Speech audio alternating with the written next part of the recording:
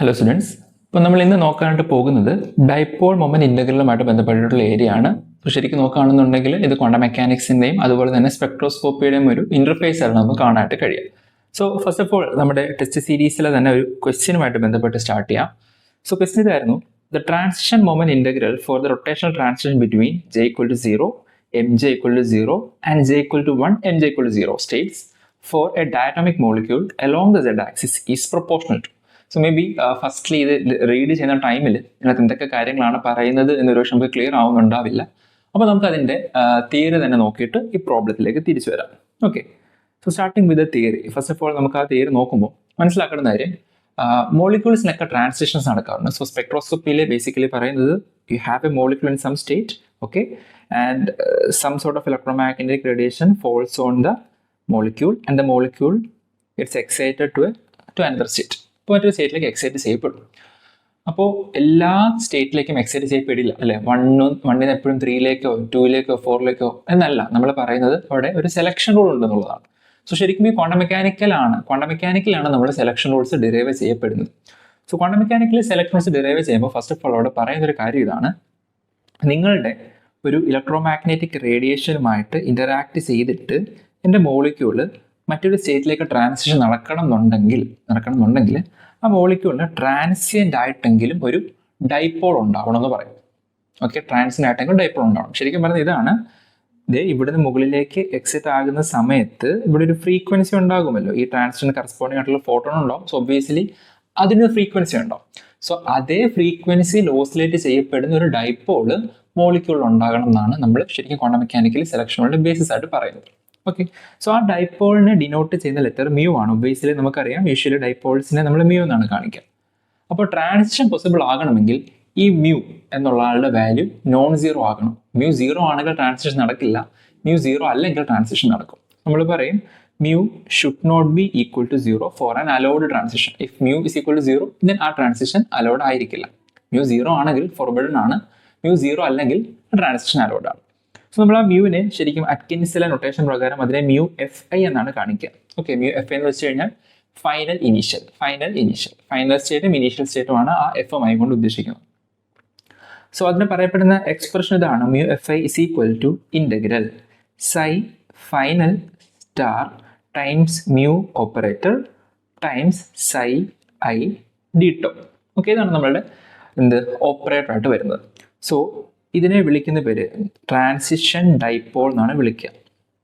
Okay, transition dipole. അപ്പോൾ നിങ്ങൾ നോക്കുമ്പോൾ ഇത് ശരിക്കും ഒരു ഇന്റഗ്രൽ ആയതുകൊണ്ട് ഇതിനെ ട്രാൻസിഷൻ ഡൈപോൾ ഇന്റഗ്രൽ എന്നും ട്രാൻസിഷൻ ഡൈപോൾ മൊമെന്റ് ഇന്റഗ്രൽ എന്നും ട്രാൻസിഷൻ ഡൈപോൾ മൊമെന്റ് ഇങ്ങനെ പല പേരിലായിട്ട് ഈ ഒരു സെയിം സംഗതി അറിയപ്പെടാറുണ്ട്. അപ്പോൾ ഇവിടെ കാണപ്പെടുന്ന മ്യൂ ആരാണ് എന്നുള്ളതാണ് നമ്മുടെ ഡൗട്ട്. സോ മ്യൂ എന്നുള്ളത് ആക്ച്വലി ഇലക്ട്രിക് ഡൈപോൾ ആണ്. മ്യൂ എന്നുള്ളത് ഇലക്ട്രിക് ഡൈപോൾ ഓപ്പറേറ്റർ ആണ്. Electric dipole operator. Okay, so ശരിക്കും മ്യൂ എന്ന് പറയുന്നതിൻ്റെ expression mu is equal to electron ആണ്. ഒരു സിംഗിൾ ഇലക്ട്രോണിൻ്റെ കേസ് കൺസിഡർ ചെയ്യുകയാണെങ്കിൽ mu is equal to -ER എന്നുള്ളതാണ് അതിൻ്റെ എക്സ്പ്രഷൻ ആയിട്ട് വരുന്നത്. ഓക്കെ, ഇനി സ്പെസിഫിക്കലി മ്യൂ ഒരു ഓപ്പറേറ്റർ ആകുകയാണ് അല്ലെങ്കിൽ ഒരു മ്യൂ വെക്ടർ ആവുകയാണെന്നുണ്ടെങ്കിൽ mu vector is equal to -ER vector എന്ന് വരും. ഓക്കെ, അപ്പോൾ ഈ R വെക്ടർ എന്ന് പറയുമ്പോൾ നമുക്കറിയാം അത് ശരിക്കും എന്താണ് xi cap plus yj cap plus zk cap എന്നുള്ളതാണ്. സോ ഇതിന്റെ ബേസിസിൽ ഈ മ്യൂ ഓപ്പറേറ്ററിന്റെ കമ്പോണൻസ് ആയിട്ട് എനിക്ക് -EX -EY ആൻഡ് -EZ കാണാനായിട്ട് കഴിയും. ജസ്റ്റ് ഓപ്പൺ ചെയ്ത് നോക്കിയാൽ മതിയാകും. ഇത് -E into xi cap plus yj cap plus zk cap എന്ന രീതിയിലായിരിക്കും വരുന്നുണ്ടാവുക. സോ ഇഫ് ഓപ്പണിംഗ് നമുക്ക് ആ വെക്ടറിന്റെ കംപ്ലീറ്റ് ഫോർമാറ്റ് ആയിട്ട് എന്ത് കിട്ടും? -EXi cap plus -EYJ cap plus -EZK cap. ഈ ഒരു ഫോർമാറ്റിലുള്ള -EX ആയിരിക്കും എൻ്റെ µX കമ്പോണൻറ്റ്, ഇതാണ് µY കമ്പോണൻറ്റ്, ഇതാണ് എൻ്റെ µZ കമ്പോണൻറ്റ്. ഓക്കെ, സോ നിങ്ങൾ ഈ കാണുന്ന -EX എന്നുള്ളതായിരിക്കും µX ആൻഡ് ഈ കാണുന്നതാണ് എൻ്റെ µY ആൻഡ് ഈ കാണുന്നതാണ് എൻ്റെ µZ. ഓക്കെ, സോ ഇത്തരം കാര്യങ്ങളാണ് നമ്മൾ ബേസിക്കലി ആ മ്യൂ എന്ന ഓപ്പറേറ്ററുമായിട്ട് ബന്ധപ്പെട്ട് മനസ്സിലാക്കേണ്ടതായിട്ടുള്ളത്. അപ്പോൾ ഈ കാണപ്പെടുന്ന ഇൻ്റഗ്രലിൻ്റെ വാല്യൂ നോൺ സീറോ ആകുമ്പോഴാണ് ആ ട്രാൻസിഷൻസ് പോസിബിൾ ആവുക. സോ ഇതാണ് ഓവറോൾ നമുക്ക് ഈ പറഞ്ഞ ട്രാൻസിഷൻ മൊമെന്റ് അല്ലെങ്കിൽ ട്രാൻസിഷൻ ഡൈപോൾ മൊമെന്റ് ഇന്റഗ്രലുമായിട്ട് ബന്ധപ്പെട്ട് പറയാനുള്ളത്. ഇനി ഈ പറയുന്ന വേവ് ഫംഗ്ഷൻസിന്റെ നേച്ചർ അനുസരിച്ച് നമുക്ക് ഇന്റഗ്രലിന്റെ കാൽക്കുലേഷൻസും മറ്റു കാര്യങ്ങളെല്ലാം ചെയ്യാനായിട്ട് കഴിയും. ഓക്കെ അല്ലേ? അപ്പോൾ ഇത്തരം കാര്യങ്ങൾ മനസ്സിലാക്കി കഴിഞ്ഞാൽ നമുക്ക് ഏകദേശം ഈ ക്വസ്റ്റ്യനിലേക്ക് തിരിച്ചു പോകാൻ കഴിയും. ചോദിക്കുന്നതാണ് the transition moment integral for a rotational transition between j equal to 0, mj equal to 0 and j equal to 1, mj equal to 0. അപ്പോൾ ഇവിടുന്ന് മനസ്സിലാക്കാൻ കഴിയുന്ന കാര്യം എന്താണ്? എൻ്റെ രണ്ട് സ്റ്റേറ്റ്സ് ഉണ്ട് അല്ലേ? സോ ഇനീഷ്യൽ സ്റ്റേറ്റ് ഏതാ? psi i എന്ന് പറയുന്നത് j equal to 0, mj equal to 0 ആണ്. അപ്പോൾ നമ്മൾ ഇത് ശരിക്കും നോക്കുകയാണെന്നുണ്ടെങ്കിൽ j equal to 0 എന്ന് പറയുന്നത് നിങ്ങളുടെ ടോട്ടൽ ആംഗുലാർ മൊമെന്റത്തിനല്ലേ, mj എന്ന് പറയുന്നത് നിങ്ങളുടെ മാഗ്നറ്റിക് ക്വാണ്ടം നമ്പറുമാണ്. സോ ഇത് ശരിക്കും നമ്മളുടെ റൊട്ടേഷണൽ മോഷനോട് ബന്ധപ്പെട്ട് നോക്കുമ്പോൾ സ്ഫെറിക്കൽ ഹാർമോണിക്സ് ആണ്. ഈവൻ നമ്മളവിടെ L equal to 0, ML equal to 0 എന്ന ഫോർമാറ്റിലാണ് കാണുന്നതെങ്കിലും ജെയുടെ കേസിലും യൂസ് ചെയ്യേണ്ടത് സെയിം സംഗതി തന്നെയാണ്. സോ നിങ്ങളിവിടെ കാണുന്നത് ശരിക്കും സ്ഫെറിക്കൽ ഹാർമോണിക്സ് ആണെന്ന് മനസ്സിലാക്കുക എന്നുള്ളതാണ് ഈ പ്രോബ്ലം സോൾവ് ചെയ്യാനുള്ള ഫസ്റ്റ് സ്റ്റെപ്പ്. സോ എൻ്റെ ഇനീഷ്യൽ സ്റ്റേറ്റ് എന്നുള്ളത് ശരിക്കും y0 0 ആണെന്ന് മനസ്സിലാക്കി കഴിഞ്ഞാൽ എൻ്റെ ഫൈനൽ സ്റ്റേറ്റ് എന്തായിരിക്കും? j equal to 1, mj equal to 0 അല്ലേ? അപ്പോൾ നമ്മൾ YLM എന്നാണ് എഴുതുക. YLM എന്നാണ് നമ്മൾ ജനറലി എഴുതുന്നത്. ഓക്കെ, പക്ഷേ ടോട്ടൽ ആംഗുലർ മൊമെന്റ് വരികയാണെന്നുണ്ടെങ്കിൽ അത് എന്താകും? YJM എന്നാകും. സ്പെസിഫിക്കലി പറയുകയാണെങ്കിൽ ഇത് YLML ആണ്, ഇത് YJMJ ആണ്. ഓക്കെ, നമുക്ക് രണ്ടിനെ ഈക്വൽ ആയിട്ട് തന്നെ കൺസിഡർ ചെയ്ത് ഇവിടെ സബ്സ്റ്റിറ്റ്യൂഷൻ ചെയ്ത് കഴിഞ്ഞാൽ YJMJ. ഓക്കെ, അത് Y10 ആകും. സോ ഇതാണ് എൻ്റെ രണ്ട് സ്റ്റേറ്റ്സ് ആയിട്ട് പറയുന്നത്. അങ്ങനെയെങ്കിൽ ഇവിടെ ചോദിക്കുന്നത് transition moment integral for the rotational transition between these states for a diatomic molecule along the Z axis. Z ആക്സിസിലൂടെയാണ്. ഓക്കെ, നമുക്ക് ഇന്റഗ്രലിന്റെ വാല്യൂ നോക്കാം. ഇന്റഗ്രലിന്റെ വാല്യൂ വരുന്നത് മ്യൂ ഇസ് ഈക്വൽ ടു എന്താണ്? Integral psi f star. Okay, so psi y10 star നമുക്കറിയാം spherical ഹാർമോണിക്സിനകത്ത്. Okay, നമുക്ക് ചെക്ക് ചെയ്ത് നോക്കാം. y10 into mu. ഇനി ചെയ്യേണ്ടത് എന്താണ്? ശരിക്കും ഇത് മ്യൂ അലോങ് Z ആക്സിസിന് എടുത്ത് പറയുന്നല്ലേ. സോ അത് ശരിക്കും Z കമ്പോണന്റ് മാത്രമാണ് ഇവിടെ കൊടുക്കേണ്ടത്. സോ മ്യൂ Z ആണ് വരിക. Okay, mu Z times psi f. Final സ്റ്റേറ്റിന്റെ വാല്യൂ വരുന്നത് എന്തായിരുന്നു?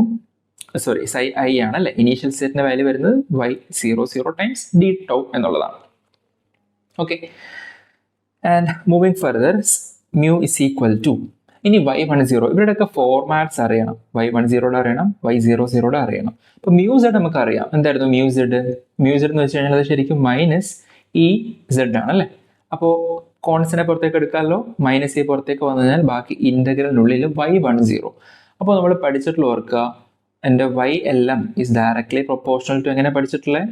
Sign theta to the power mod m cos theta to the power L minus mod m e raise to IM5 ഇങ്ങനെയല്ല പഠിച്ചിട്ടുള്ളത്. ഓക്കെ, ഇത് പ്രകാരം y10 is directly proportional to sine theta to the power 0 cos theta to the power 1 minus 0 e raise to 0. Okay, similarly y00 is directly proportional to sine theta to the power 0 cos theta to the power 0 e raised to 0. Fine. അപ്പോൾ ഞാൻ ആ value substitute ചെയ്ത് കഴിഞ്ഞാൽ y10ക്ക് പകരം എന്ത് കൊടുക്കാം? എനിക്ക് cos theta കൊടുക്കാം. ഓക്കെ, ആൻഡ് മ്യൂ Z എന്ന് വെച്ച് കഴിഞ്ഞാൽ അത് E dot Z ആണ്. ഇപ്പോൾ ഇവിടെ ആര് വരും? Z വരും. ഇനി y00യുടെ വാല്യൂ ആയിട്ട് ശരിക്കും വരുന്നത് 1 ആണ് ടൈംസ് d tau ആണ് വരിക.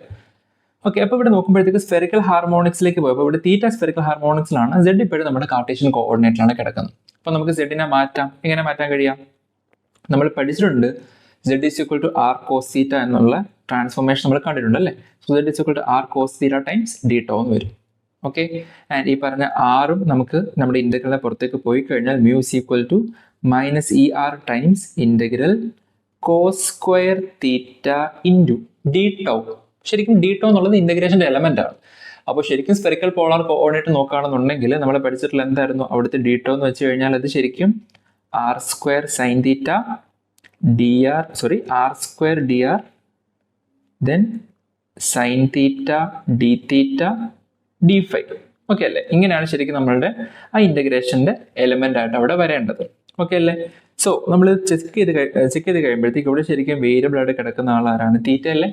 അതുകൊണ്ട് തന്നെ നമുക്ക് എന്ത് മാത്രം മതിയാവും? d tauവിന് പകരം സൈൻ തീറ്റ d theta. ഇത് മറക്കരുത്. ഓക്കെ, മിക്കവാറും ഇവിടെ തീറ്റ ഉള്ളതുകൊണ്ട് ജസ്റ്റ് d theta മാത്രമല്ല കൊടുക്കുന്നത്. നമ്മുടെ സ്ഫെറിക്കൽ പോളാർ കോർഡിനേറ്റ് അതെന്തായിട്ടാണ് വരുന്നത്? സൈൻ തീറ്റ ഡി തീറ്റ എന്നാണ്. സോ സൈൻ തീറ്റ ഡി തീറ്റ ആയിരിക്കും ബാക്കി വരുന്നുണ്ടാവും. സോ d tau മാറ്റാം, അതിനെന്ത് കൊടുക്കാം? സൈൻ തീറ്റ ഡി തീറ്റ എന്ന് കൊടുക്കാം. സോ എനിക്ക് എന്ത് പറയാം? My mu is directly proportional to integral cos square theta sine theta d theta. ഒരു കാര്യങ്ങളുണ്ട്, ഇവിടെ ലിമിറ്റ് കൊടുക്കേണ്ടതുണ്ട്. തീറ്റയുടെ ലിമിറ്റ് വേരിയേറ്റ് ചെയ്യപ്പെടുന്നത് 0 to π ആണെന്ന് അറിയാവുന്നത് കൊണ്ട് mu directly proportional to 0 to π cos square theta sin theta d theta. So much ചെയ്യുന്ന ഓപ്ഷൻ ആൻസർ എ ആണ് കറക്റ്റ് ആൻസർ ആയിട്ട് വരുന്നുണ്ടാവും. അപ്പോൾ സംശയം തോന്നാം എവിടെ നിന്നാണ് 2π വന്നത്. 2π വരാം, കാരണം നമ്മളിവിടെ ഡയറക്ട്ലി പ്രൊപ്പോർഷണൽ എന്നല്ലേ എടുത്തിട്ടുള്ളൂ നമ്മുടെ സ്ഫെറിക്കൽ ഹാർമോണിക്സിന്റെ കേസിൽ. ഓക്കെ, അവർക്ക് ആ പ്രൊപ്പോർഷണാലിറ്റി മാറ്റാൻ ഒരു കോൺസ്റ്റന്റ് വന്നിട്ടുണ്ടാവും.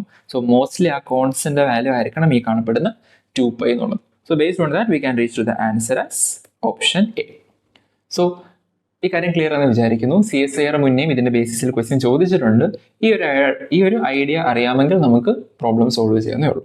സോ കൺസെപ്റ്റ് ക്ലിയർ എന്ന് വിചാരിക്കുന്നു. ഒന്നുകൂടി റിവൈസ് ചെയ്ത് നോക്കാം. Thank you.